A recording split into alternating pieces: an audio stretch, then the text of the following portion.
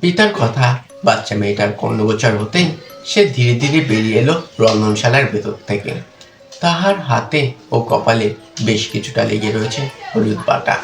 তাকে মাত্র এক ঝলক দেখলেই বোঝা যায় সে বর্তমানে রান্নার কাজে অত্যন্ত ব্যস্ত। আমাদের কাছে এগিয়ে এলো বাচ্চা মেয়েটি। তার মুখ জুড়ে দেখা যাচ্ছে অদ্ভুত এক মোহময়ী হাসি।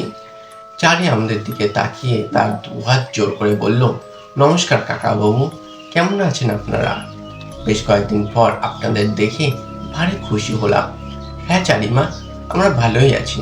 তা তুমি কেমন আছো বলো? আজ্ঞে কাকাবাবু, ঈশ্বরের অসীম কৃপায় আপনাদের আশীর্বাদে আমি বেশ ভালোই আছি। হেসে খেলে কেটে যাচ্ছে প্রত্যেকটা দিন। আপনারা বরং এখানে বসুন, আমি আপনাদের জন্য চা আর জল খাবারের ব্যবস্থা করছি। চারি, আমাদের জন্য এত ব্যতিব্যস্ত হয়ে পড়ার কিছুই নেই। কিশোরীর কথা শুনে চারি লাজুকভাবে হেসে বলল, ওসব নিয়ে আপনাদের এতটুকু ভাবতে হবে না।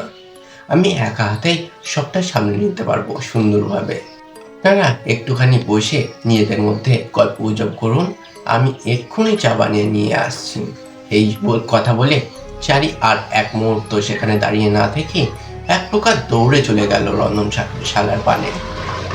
আমি কিশোরীর দিকে তাকিয়ে বললাম, সে আমার ইশারা বুঝতে পেরে কোমরের ধুতির সাথে গুজে রাখা প্যাকিং শোয়ের প্যাকেট বের করে সেটা সে বাড়িয়ে দিল ঠাকুরমশাইয়ের দিকে। ঠাকুরমশাই নিজের পছন্দের সিগারেটের প্যাকেটখানি দেখে অত্যন্ত আনন্দিত হয়ে পড়লেন। তবে সেই আনন্দের এতটুকু বহিঃপ্রকাশ করলেন না তিনি। কেবলমাত্র নিঃশব্দে কিশোরীর হাত থেকে সিগারেটের প্যাকেটখানি তুলে নিয়ে প্যাকেটের খাপ খুলে একটি সিগারেট বের করে ঠোঁটের ডগায় আলতো করে চেপে ধরলেন। তারপর অগ্নি সংযোগ করলেন। সিগারেটের মৃদু ধোঁয়া ক্রমশ গ্রাস করলো সবকিছু। সাদাটে ধোঁয়া ছড়িয়ে পড়লো সব দিকে।